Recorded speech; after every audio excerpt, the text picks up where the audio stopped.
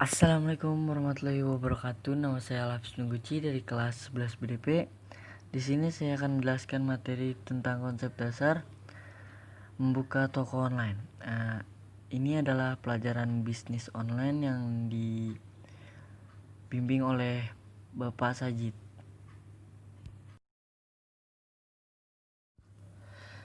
Nah, di sini adalah daftar isi dari materi konsep dasar membuka toko online.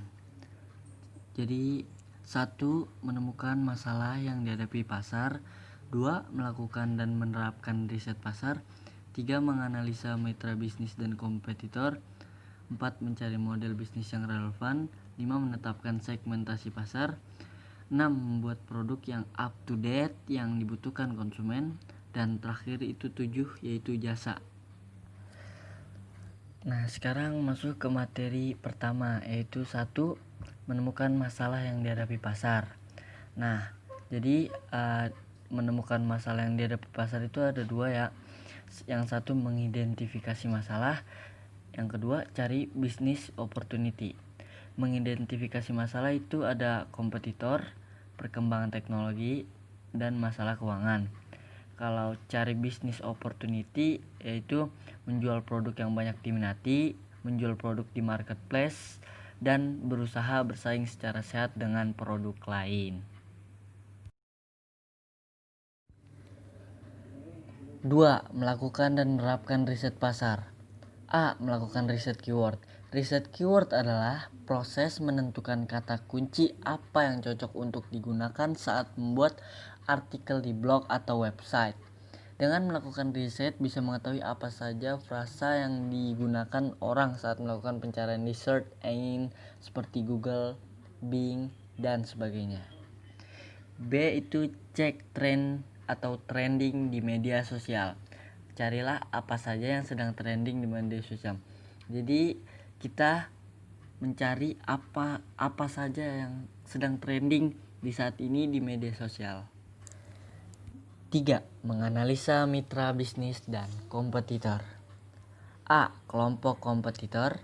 B. Kunjungan website kompetitor. 4. Mencari model bisnis yang relevan. Model bisnis didefinisikan sebagai model yang menjabarkan bagaimana sebuah perusahaan bergerak dalam mendapatkan keuntungan. Menurut Peter Drucker, sebuah model bisnis yang handal harus dapat menjawab pertanyaan-pertanyaan krusial seperti siapa pelanggan perusahaan, seberapa penting pelanggan bagi perusahaan, bagaimana manajemen mampu menghasilkan keuntungan bagi perusahaan, atau apa yang mendasari manajemen memutuskan kapan dan bagaimana harus membersihkan nilai tambah bagi pelanggan. Jadi seperti itu. 5. Menetapkan segmentasi pasar, target pasar, dan positioning produk. Yang pertama itu segmentasi pasar. Segmentasi pasar adalah kegiatan membagi suatu pasar menjadi kelompok-kelompok pembeli yang berbeda dan yang memiliki kebutuhan, karakteristik, atau perilaku yang berbeda yang mungkin membutuhkan produk atau bauran pemasaran yang berbeda. Segmentasi pasar juga dapat diartikan sebagai proses pengidentifikasian dan menganalisis para pembeli di pasar produk, menganalisis perbedaan antara pembeli di pasar. Kedua yaitu target pasar. Target pasar adalah suatu kelompok konsumen yang menjadi sasaran pendekatan perusahaan untuk membeli produk yang dijual. Singkatnya, target pasar adalah kelompok yang akan dilayani sebagai konsumen. Target pasar biasanya mempunyai rentan umur, sifat karakter yang hampir sama. Ketiga yaitu Positioning adalah tindakan perusahaan dalam merancang produk dan strategi pemasaran agar dapat menciptakan kesan tertentu yang diingat di benak konsumen. Positioning bukan tentang apa yang Anda lakukan terhadap suatu produk, namun tentang apa Anda lakukan terhadap persepsi konsumen. Positioning Anda dianggap baik apabila produk tersebut lebih mudah diingat di benak konsumen daripada produk lain yang sejenis.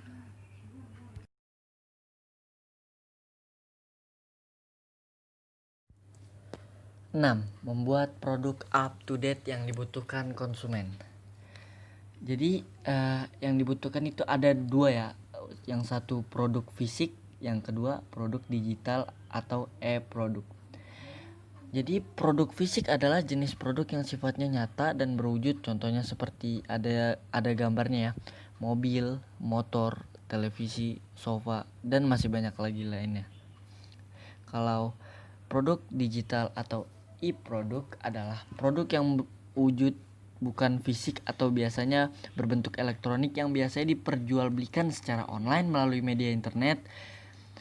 Produk digital disimpan, dikirim, dan dipergunakan oleh format elektronik serta bentuk jual belinya melalui pemasaran digital.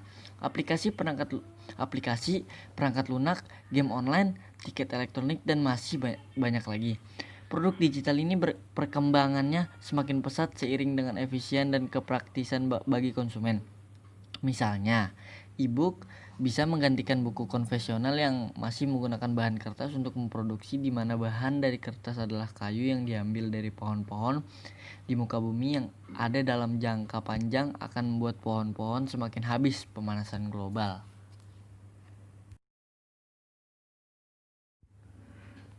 Yang terakhir yaitu 7, jasa.